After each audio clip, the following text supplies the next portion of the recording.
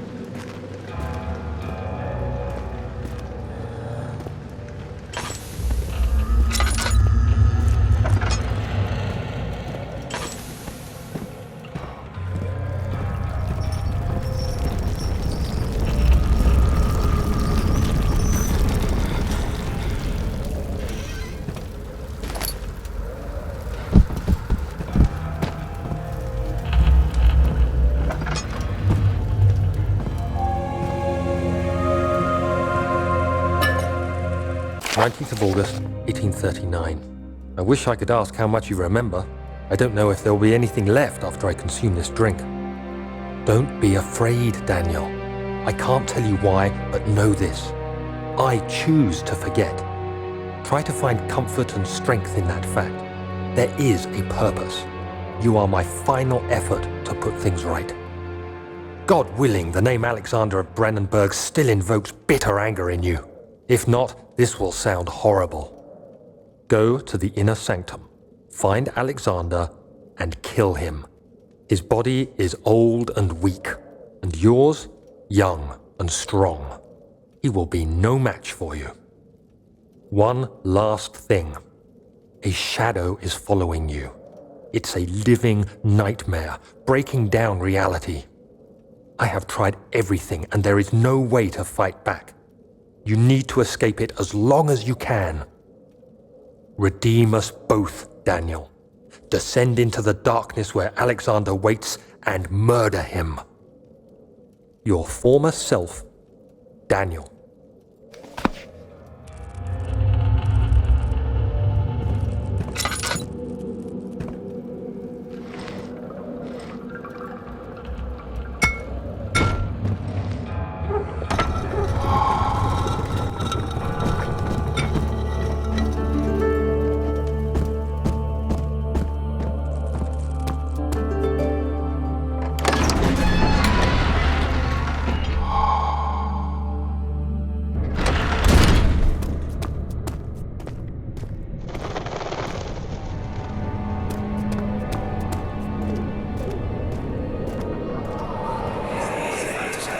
Alexander, is it inside the castle? In a manner of speaking. Come, bring the lamp. You've been to the refinery, have you not? I don't believe I have. Is it connected to the... what did you call it?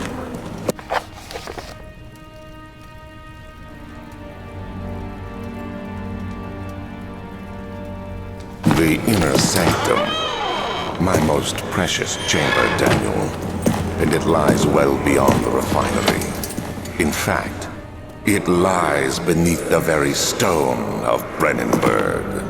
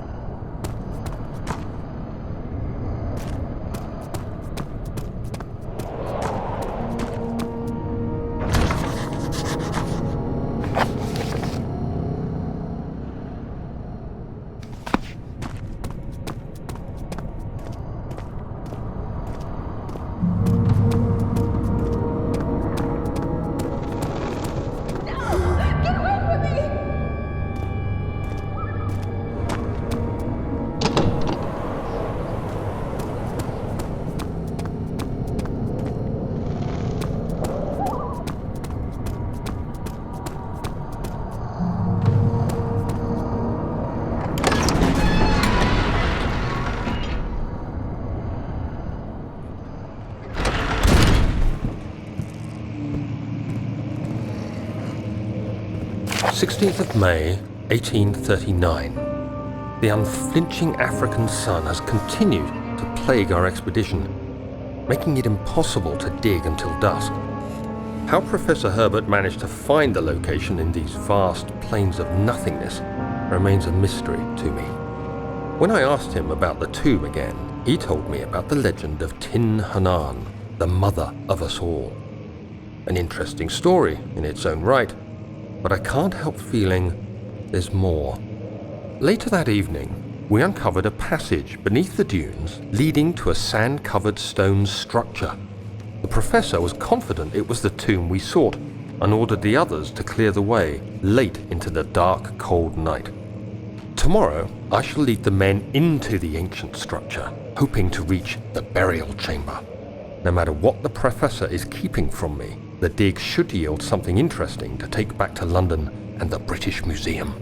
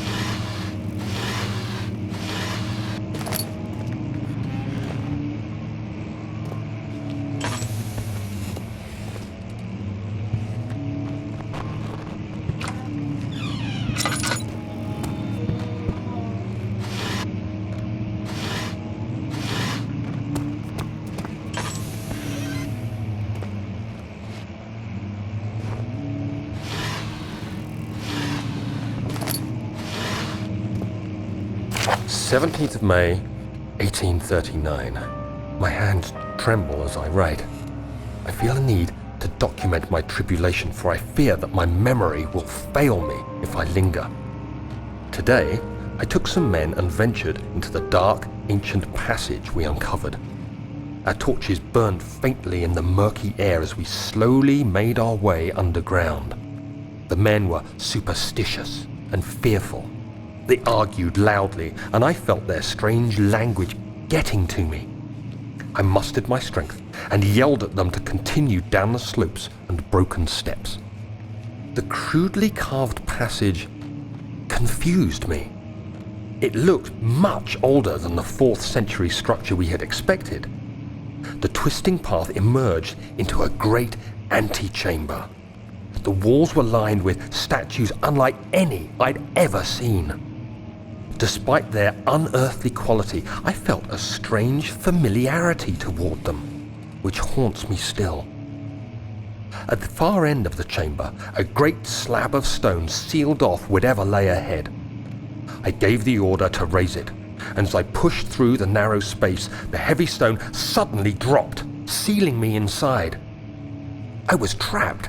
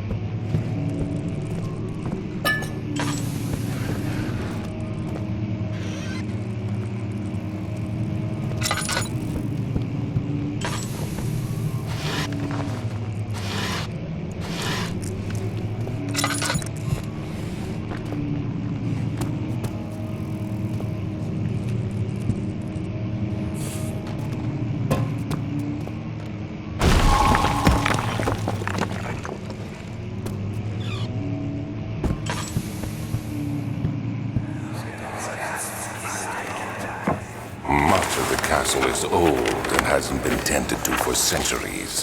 When the shadow arrives, it won't take long until things start falling apart. We're just buying time anyway. Let's do what we can. There isn't much to be done about the wars. We should reinforce weak structures. The ground will tremble, and there's a risk everything will cave in on us, especially downstairs. Here, and there. Let's get the servants working on it.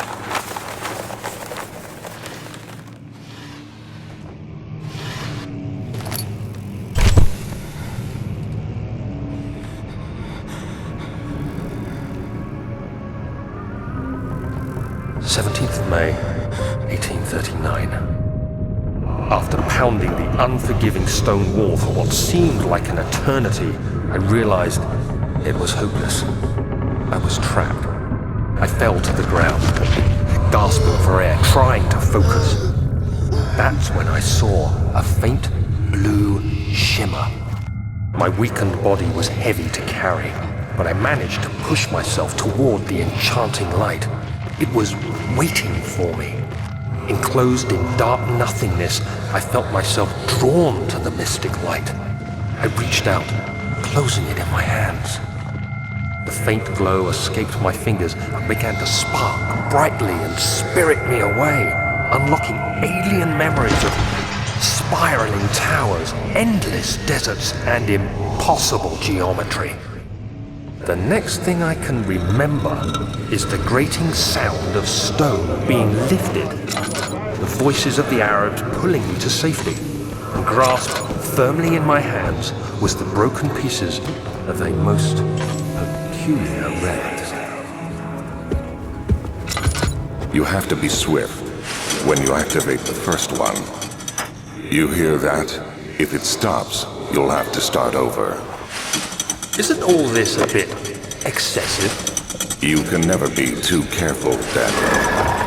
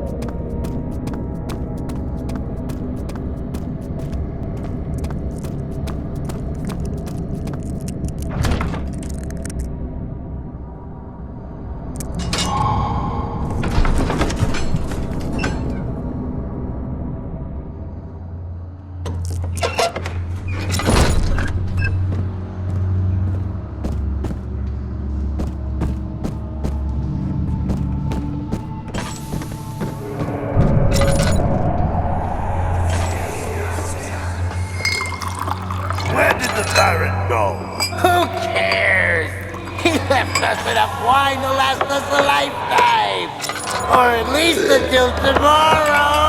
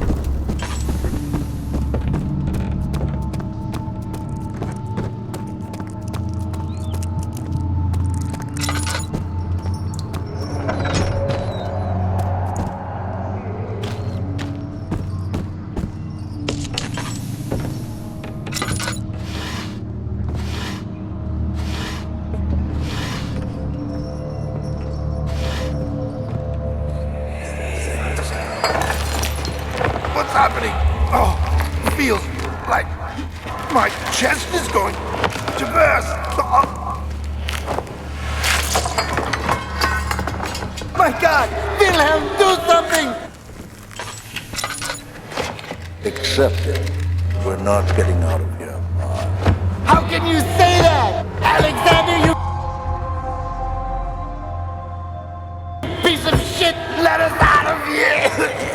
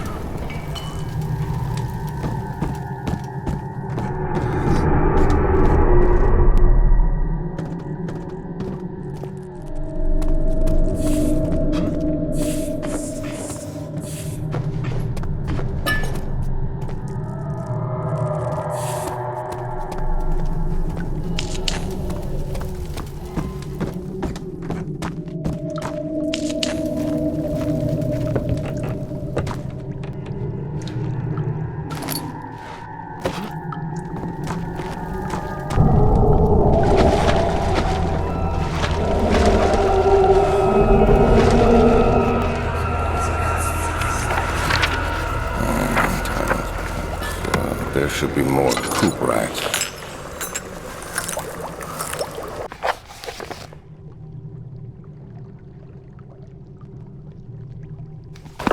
Let me see.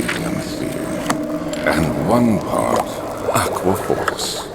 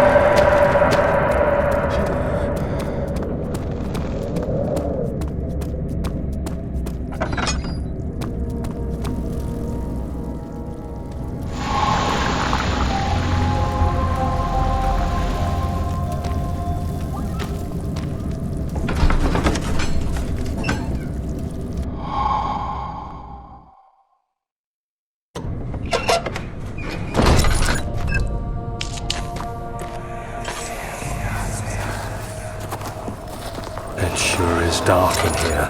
Yes, and there's a good reason for it. But you can light the lamp now if you wish. What's the reason? For the darkness, that is. Stay close. Be careful not to stray. What's the reason? Why is it so dark? Pay attention, Daniel. It's important that you keep going straight and make sure not to stray.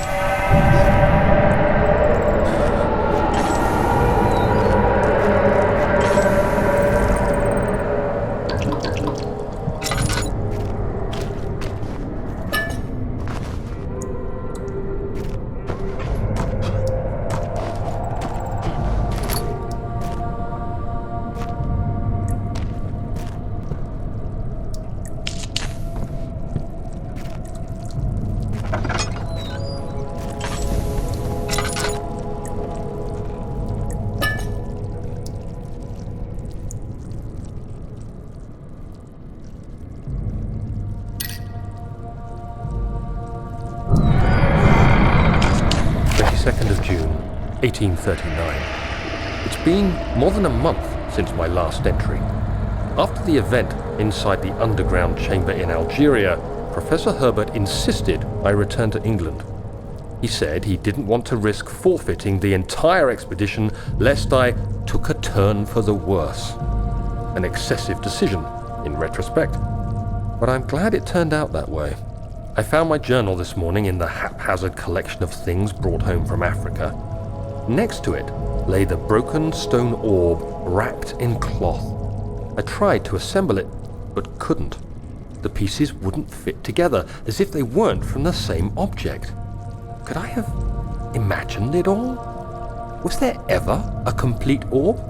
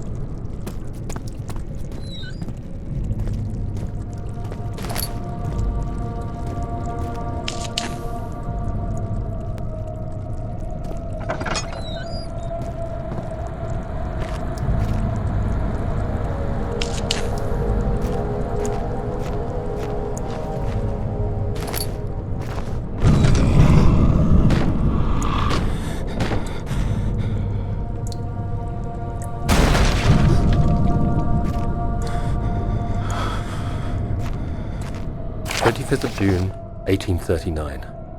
I feel the need to continue this journal, even though it was intended for my journey to Africa. This must be something very important. I just know it. I've taken it upon myself to piece the orb back together, but it's been more difficult than one might think. The pieces are behaving strangely. They seem to change color, shape, and texture, but ever so slightly. Yesterday, I took careful measurements and notated any significant markings. Today, I confirmed my suspicions. They were changing. I was terrified and rushed off to see the finest geologist in London, Sir William Smith. I approached the subject with care, and we discussed how rocks change form. He told me about the nature of glass, how it eventually collapses on itself, like ice slowly melting over the course of centuries. Smith eased my mind a bit, but I can't escape the feeling that these shards have otherworldly properties.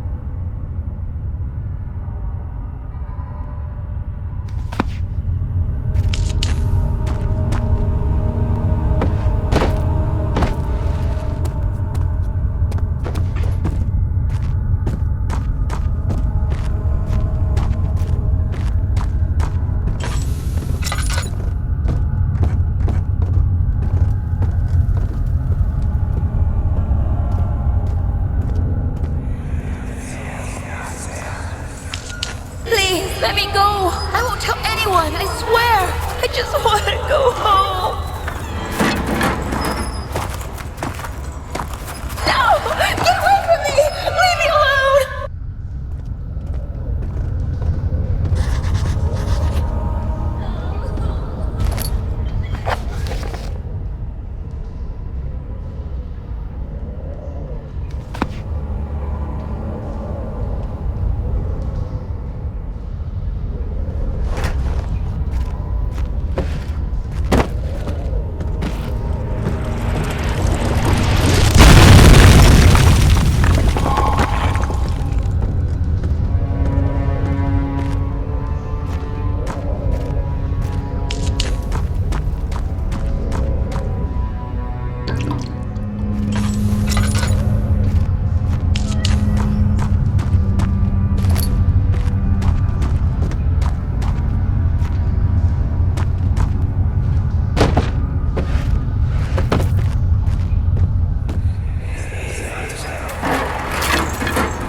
Why are you doing this?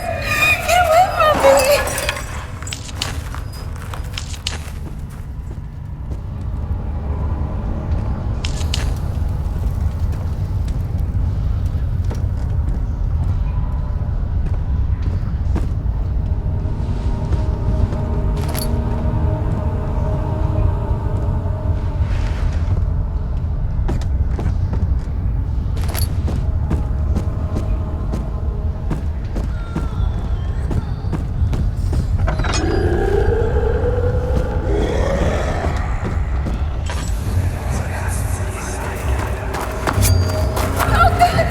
Please, I beg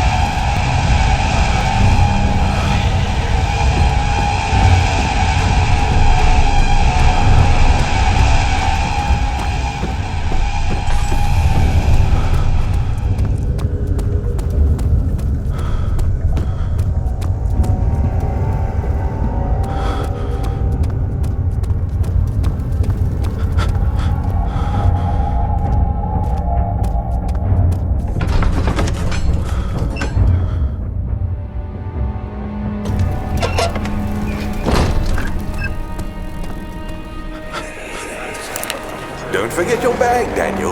I won't, Herbert. There is no shame in using a parasol in the desert. As it happens, it's imperative to your survival. But it looks ridiculous. The shade will hurt much less than dying, I assure you.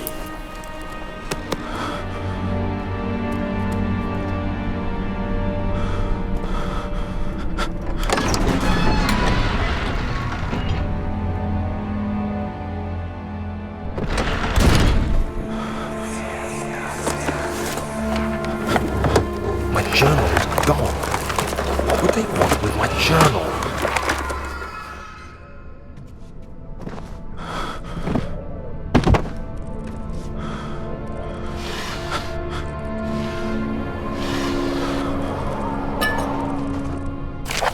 July 1839. I received a letter today from the Algerian governor's office disclosing the fate of Herbert's expedition. About a week after my departure, Abdullah, one of the men traveling with us, returned from the desert. He was badly injured, as if maimed by a lion. The man rambled deliriously about the expedition being attacked by something horrible. The French quickly dispatched a search party to look for the expedition. After searching for days, they found the camp abandoned without any trace of Herbert or his men. Tomorrow, I'll retrieve the things they recovered from Herbert's tent at the customs house. I don't know what to make of it, but I'm worried for him.